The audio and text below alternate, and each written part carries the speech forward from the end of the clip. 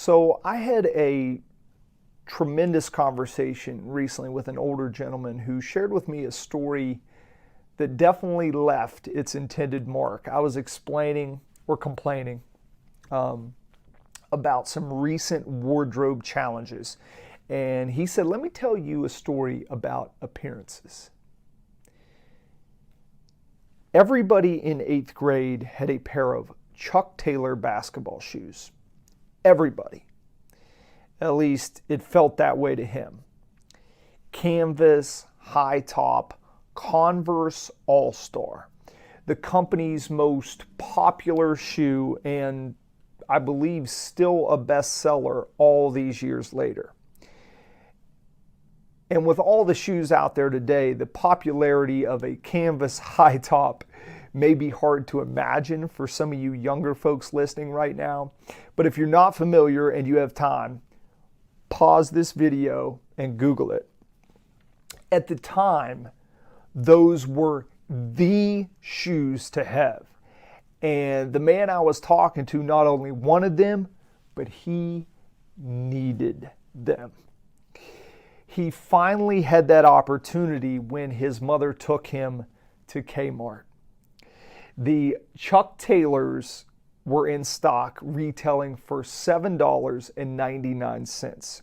Right next to them was the Kmart version of the same shoe retailing for $3.99. And his mother showed him the shoes were made of the same material, were of the same quality, and she didn't have any desire to pay twice as much for essentially the same shoe. And she told him that the Kmart shoes would do just fine. Now, put yourself right now back in 8th grade. Those Kmart shoes were not the same as the Chuck Taylors. The All-Star patch mattered, dude. Friends' opinions mattered. Being part of the group mattered. And his mother didn't tell him that he couldn't buy the Chuck Taylors, but that if he did, he'd have to pay the difference. It was this gentleman's first lesson in style versus substance. That's a hard lesson to learn. And as we go through life, the stakes get much higher than shoes. Ironically, Converse later used the slogan, "It's what's inside that counts." And they were right. Valuing style over substance can force us into unwise decisions, not only with minor purchases, but also big ones. Trying to keep up with the Joneses, as they say, trying to keep up that Instagram, Facebook front that many of us project. This happens not only with what we buy, but ultimately with the goals we pursue and the people we choose to associate with. It can become a lifelong comparison game that leaves us disappointed and unfulfilled in the long run. What am I going to wear? What music am I going to listen to?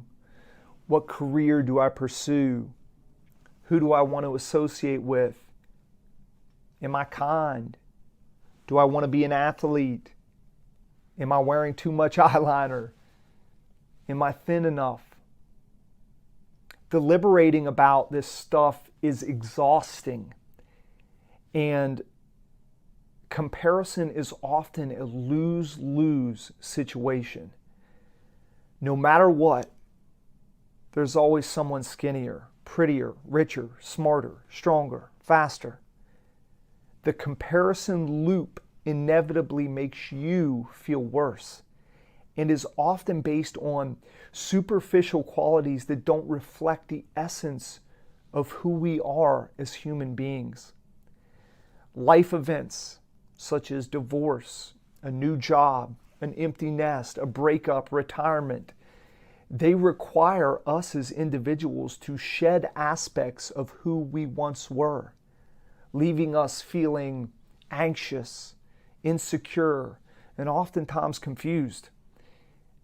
I can't tell you how important it is to place your identity in who you are internally, down deep in your core. Figure out who that is, and not what you do, or who you were, or what you drive, or what country club you belong to, or how much money you make.